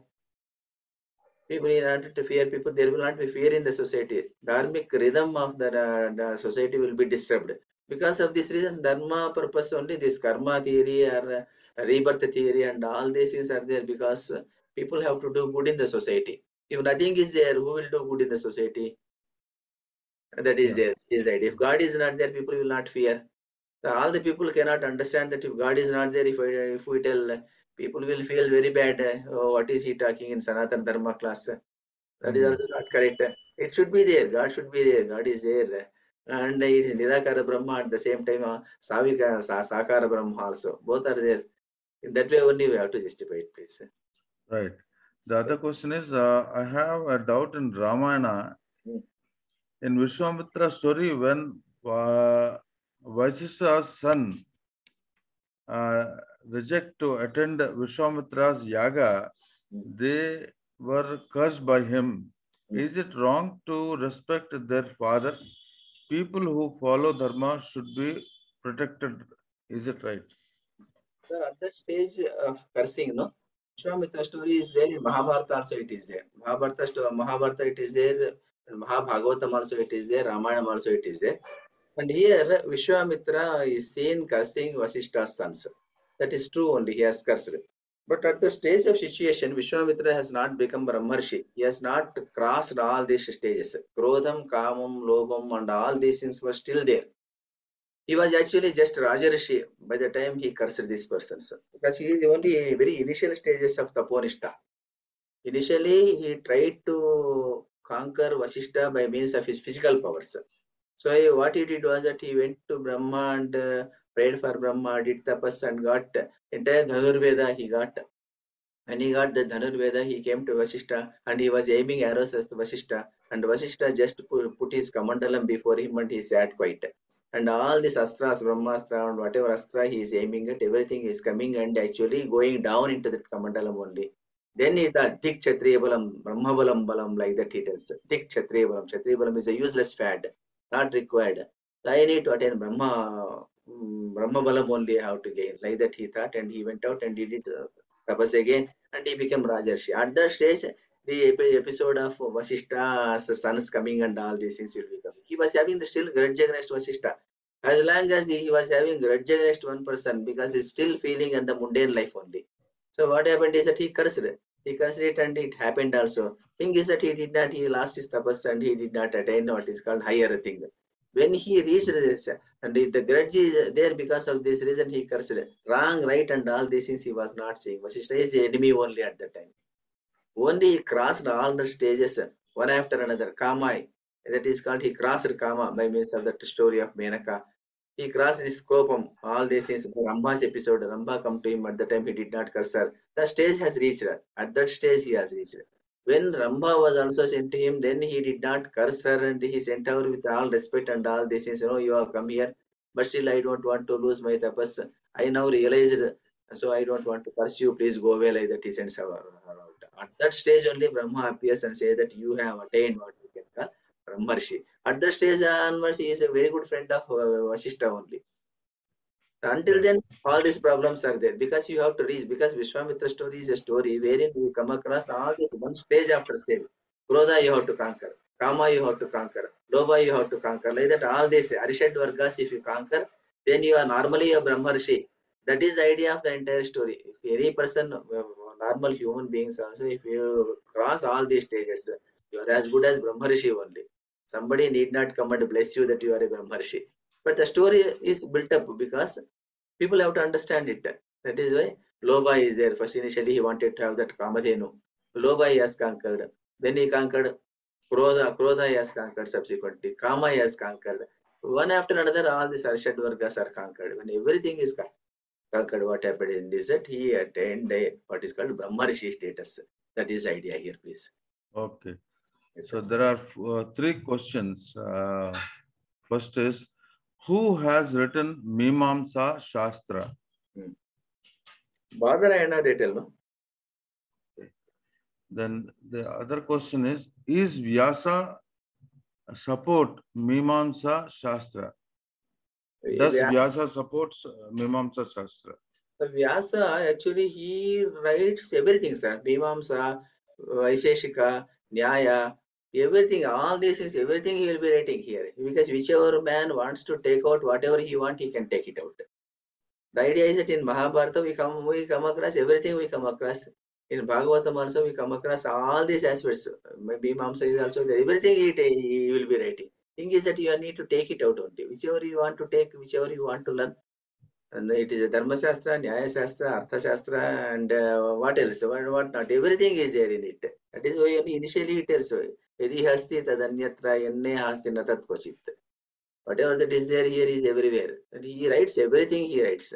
And from there only again everything is picked up. And again it is developed like different Shastras and all these things. Right. Everything is written, no?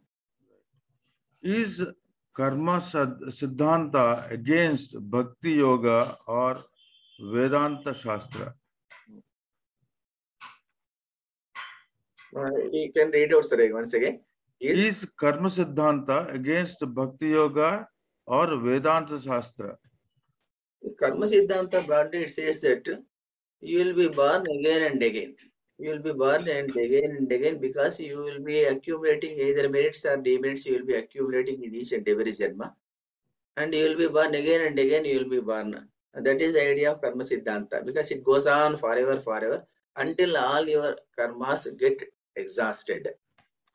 Until then, you have to be like this only. You have to be going, the chain of births and deaths will be happening, and you will be going on, passing on these stages. This is the idea of Karma Siddhanta. Vedanta tells that it is not actually, you believe in what is called Shuddha Buddha Chaitanya Swarupa. You yourself is a Buddha Swarupa, that Swarupa you are there. And you need not do any activity if you are doing because only for the purpose of your life only you will be doing the activity. Once that is done, you are not bound by any activity. You yourself is a Brahma. Like that it will be telling, Vedanta will be telling. It is actually, thing is that again, as I told, repeatedly telling, all these things are being told because for the different audiences, please here. Different audiences of people there in the entire society. Different audience of people will not understand Vedanta. Suddenly they will not understand if nothing is there. If you tell like that, they are not actually contradictory. Only thing is that they are actually two sides of the same coin. If you pass on one stage, you will be reaching the second stage. If you reach the second stage, you will be reaching the third stage. These are actually progressive steps only you have to understand. They are not contradictory. But thing is that they are actually complementary only, what I tell. They are actually, to be frank, they are complementary. If one is there, because if you develop attachment towards God, respect Him, love Him, and all these things, and believe in karma theory, and so that you will be doing some good deeds and avoid bad deeds. And if you do these type of activities, you will be going to the second stage. You will go there. In the second stage, maybe bhakti yoga, dhyana yoga, whatever it may be. Then you go to the third stage, that is called Vedantic stage. Ultimately, Jnana yoga. Maybe you will be passing on from one stage to other stage to other stage, other stage. Ultimately, you will be what we can call, you will be attaining some sort of liberation of the chain of births and deaths, because you have attained that moksha, you have attained. That is why the different persons, nirvanam, some people tell, kaivalyam, some people will be telling like that. So you will be attaining that stage. For attaining that stage, all this paraphernalia, initial stages you have to pass through. If you don't pass through, you don't reach that stage suddenly. That is why they are not contradictory. You can't say that they are contradictory. They are complementary to each other, and one will be supporting the other, and the other will be supporting the other area, and the progress will be going on. So that is how. Okay, actually, there is a rewording of this question also. The question is the rituals against Vedanta? The rituals of Karma Siddhanta, are they against Vedanta? I don't think so, sir. Because thing is that here also they say that rituals, even Bhagavad Gita also on one occasion, Bhagavan will be telling, there are some people in this world who will be indulging in small things, yajna, yagas, and all these things. They will be indulging. Don't disturb them. If you disturb them, what will happen? They feel confused. Don't disturb all those persons. You encourage them only, because they are also doing good activities. Only they are doing. When they are doing good activities, at some stage or other stage, they will be reaching to some other higher stage. They will be reaching. So that is why at the same time you don't believe that Vedas are eternal. That is also you will be telling. Traigunya Vishaya Vedaha Nistraigunyo Bhavarjuna. That also it tells. You go beyond that also. Thing is that nothing is actually, you don't say that something is great or whatever it may be. And here you encourage yajnas and yagas, some people are doing. They are in that stage of life only they are there. Encourage them. When they are doing that activity, out of that they will be getting a lot of merit. If at all they do that activity out of what we got, detachment, maybe what will happen? No, they are reaching to the second stage. There may be a situation wherein the detachment will come to the person. Maybe for some years only he will be doing with all attachment and all this. I am doing this one, and out of this I have learned this merit. Maybe some few years he may be feeling like that. Maybe a stage may come in his life when what will happen is that he may be feeling that he is doing his activity out of or it is called the surrendering to the feet of the God for the service of the God. If he is feeling like that, maybe he has reached the second stage already. In the second stage, what will happen? He can go to the third stage, fourth stage, and all these things. So you don't discourage any person. It is not against anything.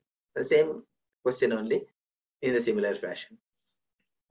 The other question in the same thing, does Mimamsa believe existence of Paramatma?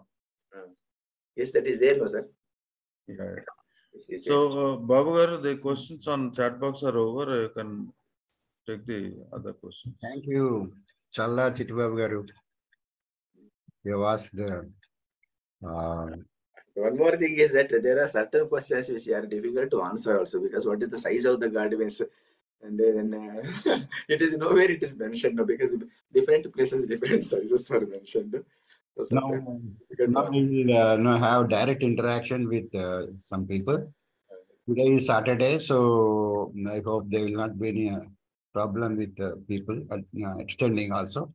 Now, Nrip Kumar Mehta, could you unmute yourself and speak? Yeah, good morning, sir. As you said, you have answered in two questions that when a person takes birth after Swarga or Naraka, he comes back zero balance. If he comes back with zero balance, then why does people say whenever something good happens to him, something bad happens to him, ये पिछले जन्म का कर्म है, पिछले जन्म का पाप है, पिछले जन्म का पुण्य का ये ले रहा है. Then what is this? If he comes back zero balance, तो खत्म हो गया. You partly answered this question. I answered this question, no? Because here actually samskaras will be there, no? The samskara phalam will be there. Out of the samskara phalam, you will be having this karma sanchaya is a big bag of big baggage. With the big baggage, something is exhausted here. You can't say that even if I told it is a zero balance, please correct it as it's not a zero balance, still something is there. You understand in that fashion only, that would be better. Because it is entire thing is not adjusted. Prarabdha karmas will be still there. This is like it is there, the shooted arrows.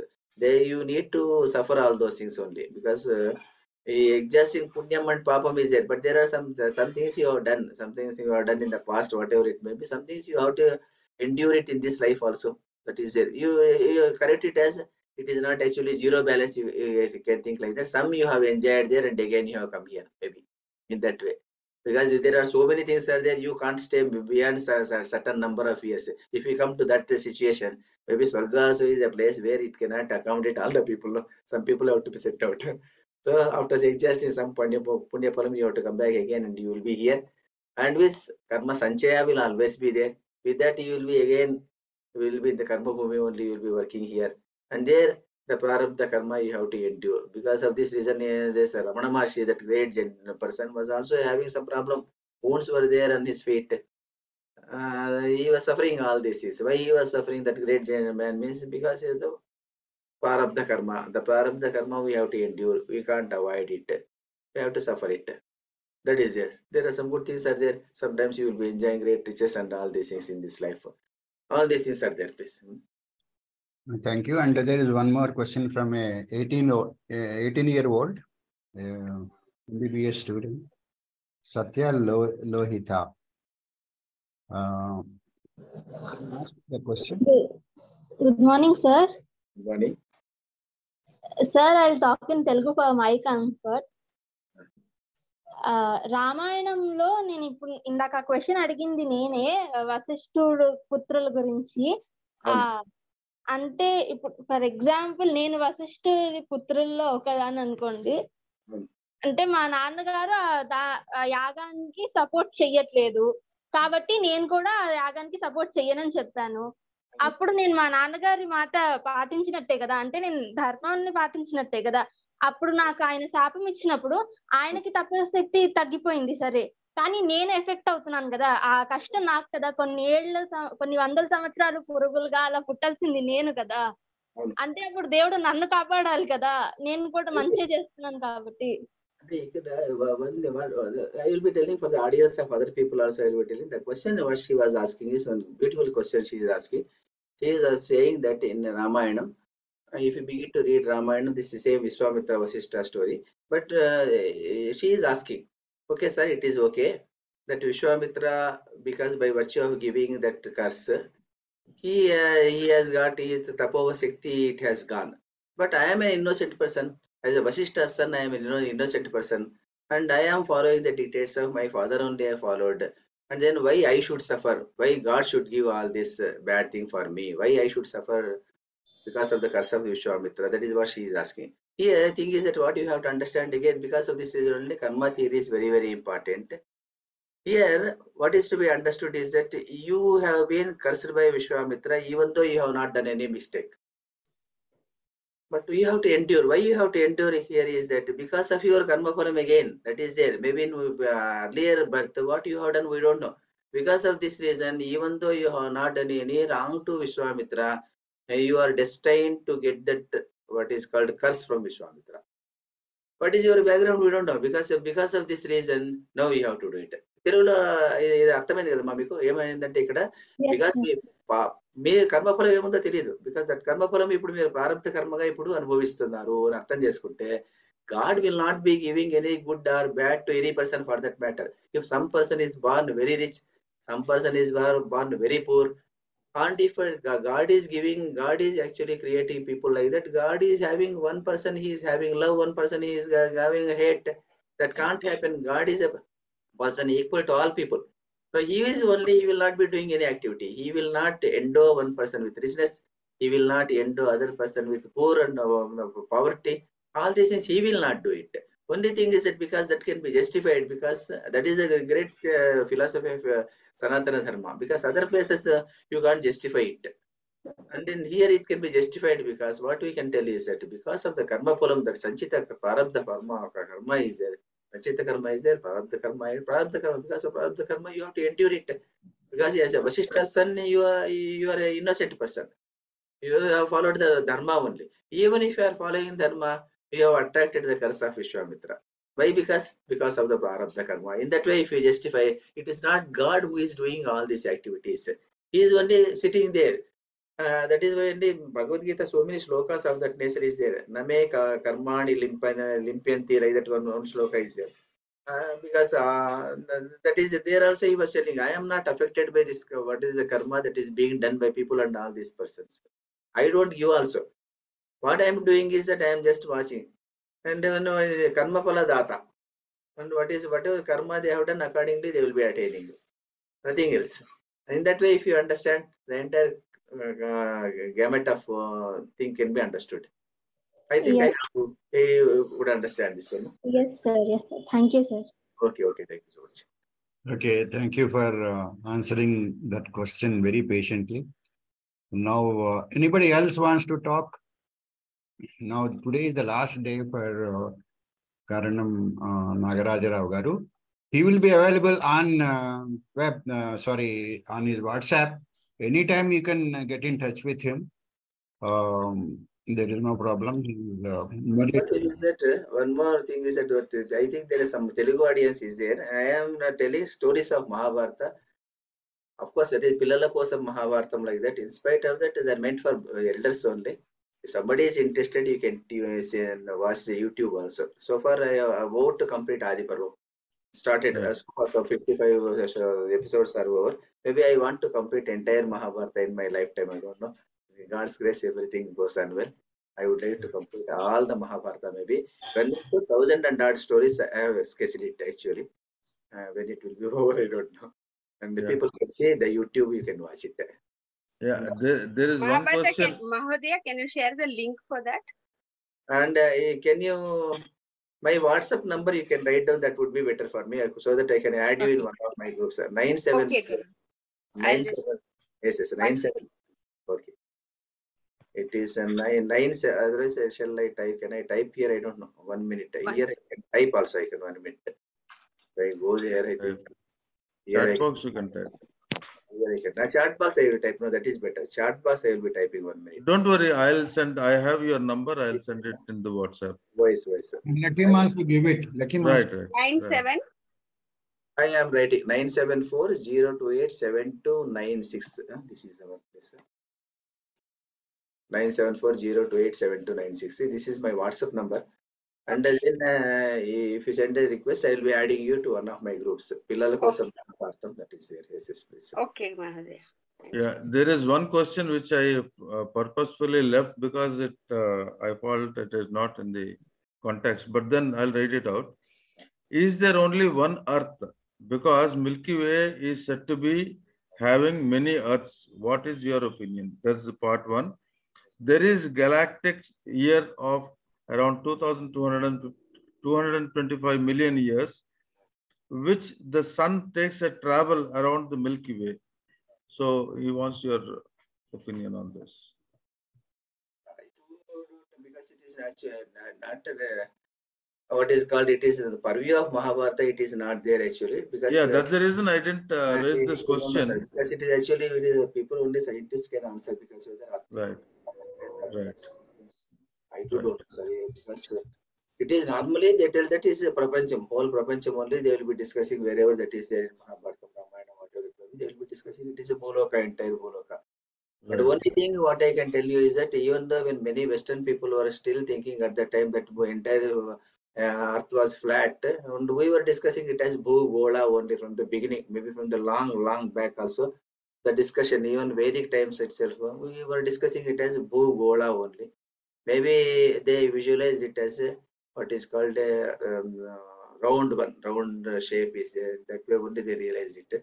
And whether any more Earth is there, any living beings are there, I do not know. Yeah. Okay, sir. I think we can go for Prarthana. Yes, sir. On behalf of all the students and Veda Samskriti Samiti, I thank Karanam Nagaraja Rao Garu for patiently explaining the intricacies, the sukshmas of Ramayanam and Mahabharatam. And we are going to have an advanced course in which he is going to cover certain topics, which you all, you know, after this class, you will be attending that advanced class also. You will be going through that. So some of the topics are Rajaniti and diplomacy in Mahabharata, management principles in Mahabharata, including Kanika Niti, and then Varnashrama Dharma and society, women in Mahabharata and their status, Mahabharatam and Nyaya Vyavastha. So these are the topics which he will be dealing with in detail during his class in advanced level 2 course of Sanatana Dharma. So I will send the link to all of you also, those who get qualified are qualified to attend that course. So you all can register and then you will be admitted on due course. So now let us, today afternoon there is a webinar by Swamini ji on Dharma and what is Dharma and why should we follow Dharma and what is that, you know, fine line between Dharma and Adharma. Those things she will be dealing with. Now let us close this session with chanting Prarthana and reciting Ganaganaman. Thank you, sir. स्वस्ति प्रजाभ्यः परिपालयन्तां न्यायेन मार्गेण महीं महिषाः गोब्राह्मणेभ्यः शुभमस्तु नित्यं लोकाः समस्ताः सुखिनो भवन्तु काले वर्षतु पर्जन्यः पृथिवी सस्यशालिनी देशोऽयं क्षोभरहितो ब्राह्मणाः सन्तु निर्भयाः अपुत्राः पुत्रिणः सन्तु पौत्रिणः अधनाः सधनाः सन्तु जीवन्तु शरदां शतं सत्यं वद धर्मं चर स्वाध्यायान्मा प्रमदः सर्वे भवन्तु सुखिनः सर्वे सन्तु निरामयाः सर्वे भद्राणि पश्यन्तु मा कश्चित् दुःखभाग् भवेत् ॐ शान्ति शान्ति शान्तिः पूर्णमदः पूर्णमिदं पूर्णात् पूर्णमुदच्यते पूर्णस्य पूर्णमादाय पूर्णमेवावशिष्यते ॐ शान्ति शान्ति शान्तिः सर्वे जना सुखिनो भवन्तु लोकाः समस्ताः सुखिनो भवन्तु स्वस्ति ధన్యవాదములండి. Now let us request Challa Chittibabu garu to recite national anthem.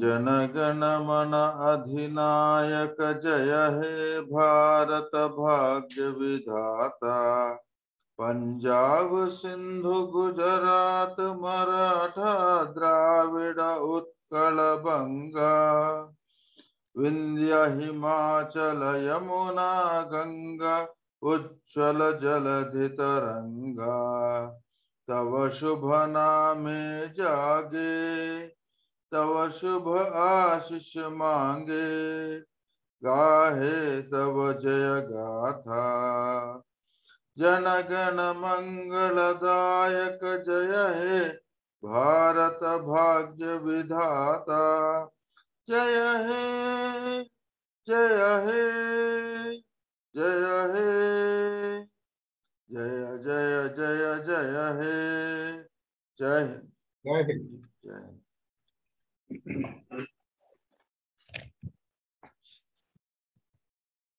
ధన్యవాదములండి. ధన్యవాదాలండి. నాగరాజరావు